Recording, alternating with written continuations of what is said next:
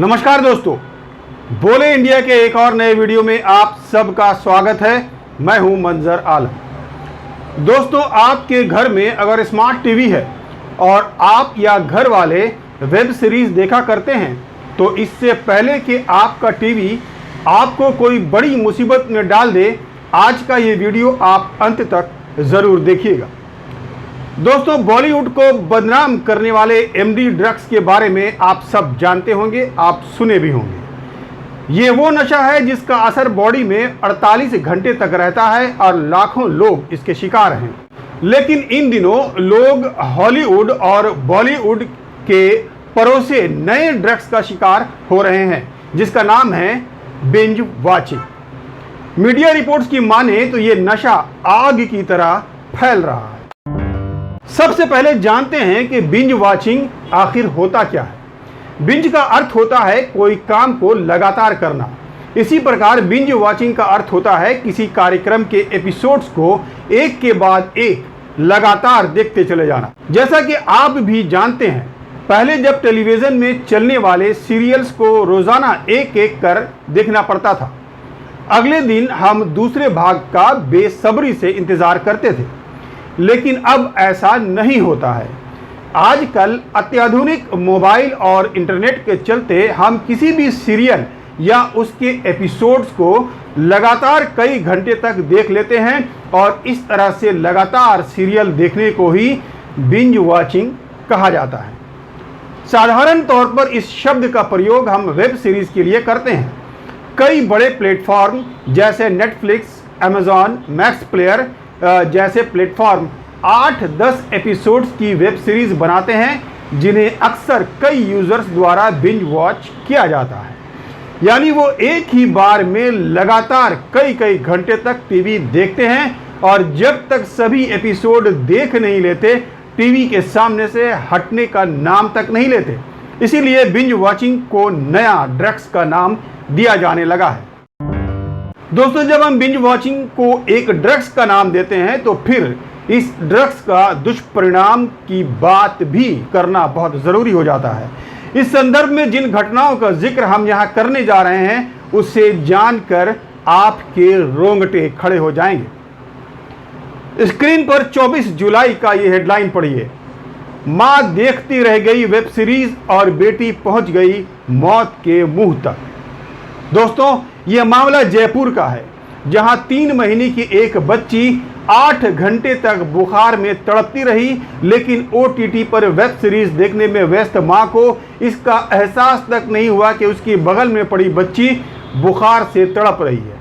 सही वक्त पर अगर बच्ची के पिता नहीं पहुंचते तो हाई फीवर से मासूम की जान भी जा सकती थी।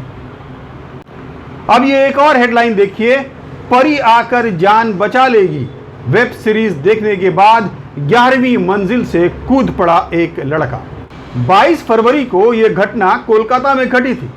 12 साल का एक लड़के ने, जो कि जापानी वेब सीरीज देखने का आदी था, अपार्टमेंट के 11वीं मंजिल से कूदकर खुदकशी कर ली थी।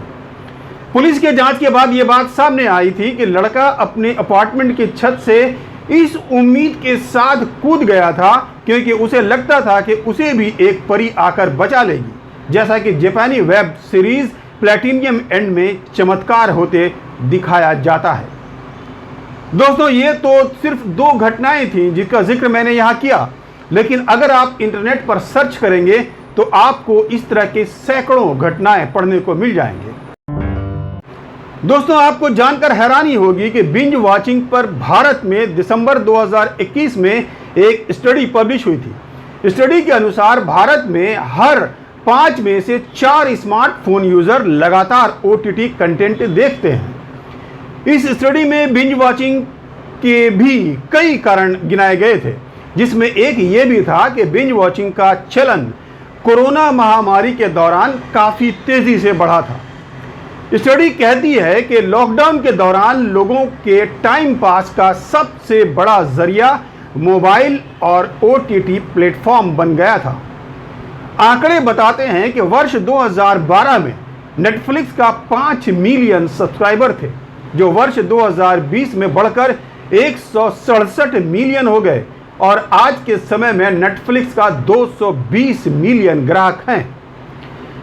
मतलब ये जो इजाफा हुआ है इससे स्टडी को बिल्कुल सटीक और सही बताता है। स्टडी ये भी बताती है कि मोबाइल होने के कारण हर उम्र के लोग OTT प्लेटफॉर्म तक बड़ी आसानी से पहुंच गए हैं।